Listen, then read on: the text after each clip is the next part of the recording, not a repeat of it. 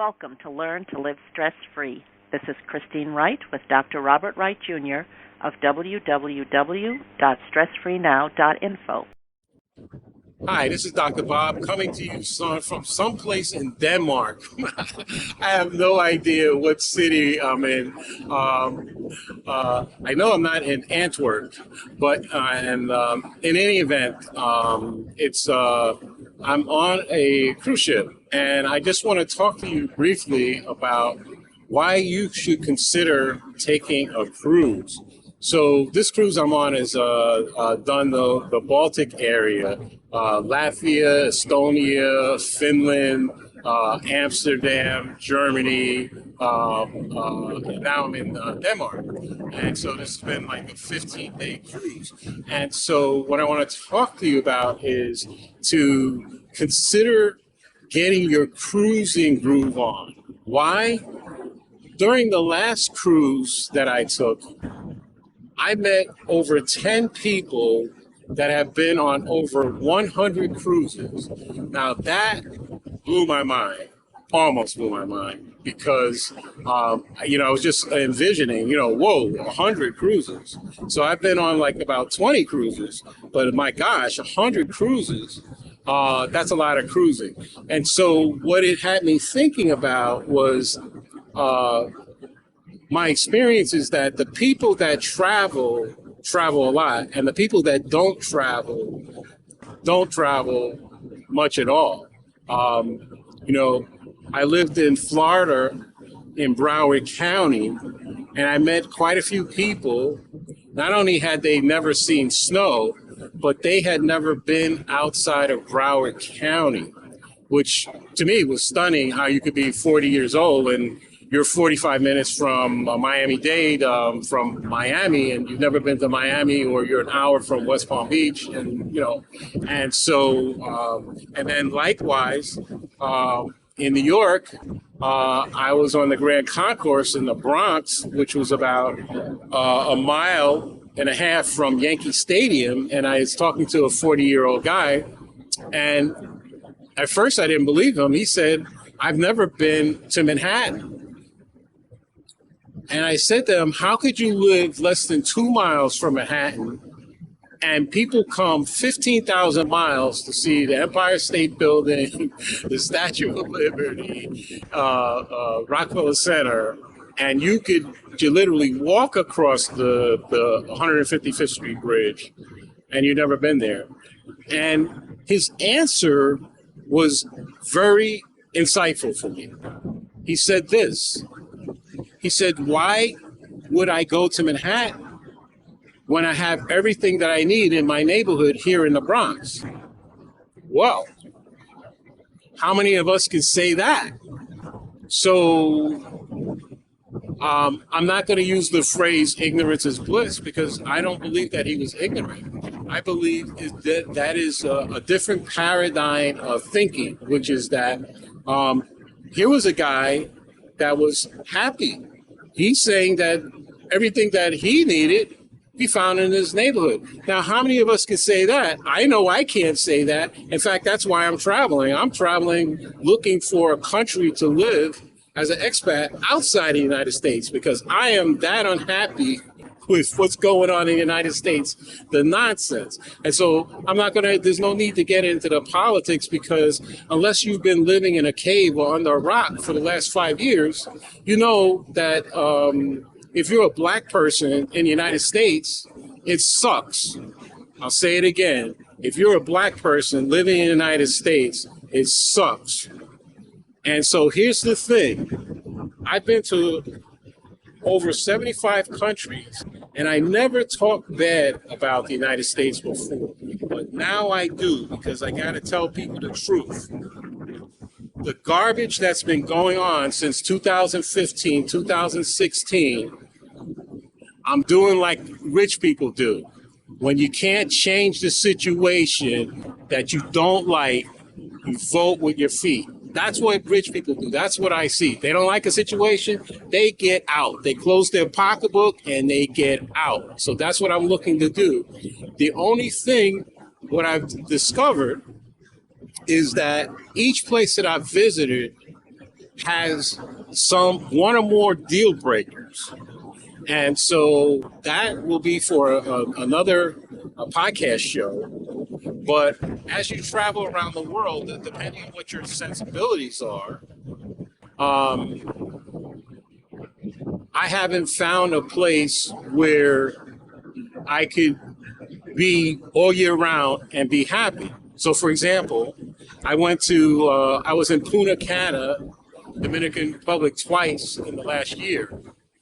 When I was there in September, I had a fabulous time, but I got over 100 mosquito bites.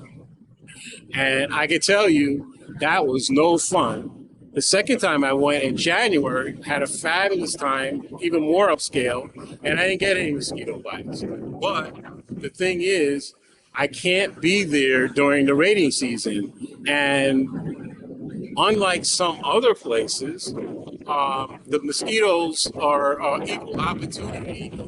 I've been places like the Maldives where the local bugs don't seem to be biting the local people.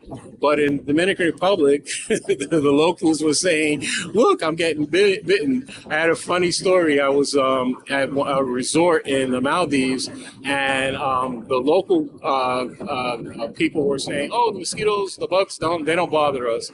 So the massage therapist, she was from Bali.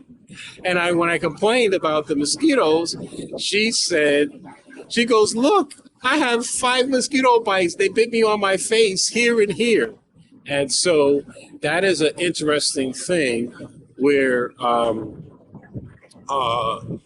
as I've been searching for a nice place, realizing that there's no utopia, but what I've come back with is that there are places that I could see spending 60 to 120 days out of the year. And I guess that is what being a snowbird has been all about. And if you think about the animals, how they migrate, they don't stay any place. Most animals that can, especially those that can fly, they get out of there. They leave when it gets cold. They go south. When it warms up, they go north. And so I think I'm looking at that kind of model where, more and more people have become digital nomads where, but in my particular case, since my cell phone has been hacked 3 times during this year, including my password being changed remotely. And then when I came back from Istanbul and Egypt, my phone, when I called people, even though I was in New York, it said Bob from Cairo.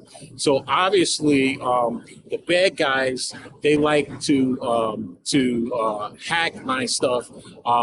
And so in another podcast, I'm going to talk about what it means to be traveling while Black. There's a guy in Canada who has written a book about that. And so if you're a Black American, it needs no explanation, traveling around the United States. I remember being in Florida, and my wife and I used to go to a really nice beach in the Fort Lauderdale area. And we were going there for a couple of years, but I never saw any Black people there. Lots of Canadians, locals.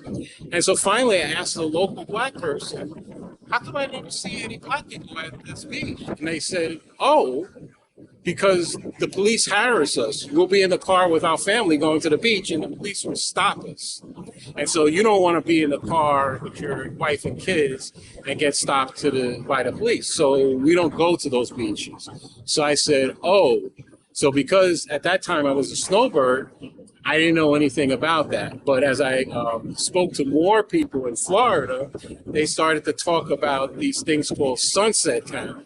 This is where Black people had to be out of town before the sun went down. So one of those places was Dania Beach, Florida, which is in the Fort Lauderdale area. And so that is one of the things I'll talk about on another podcast, which is that you don't have to go into the hick territory like up Tallahassee, Panama City, any place in the Panhandle, close to the Alabama border. This is in Fort Lauderdale. This is in Miami. And so when you talk to people and they tell you what's really going on, this is what they've said to me.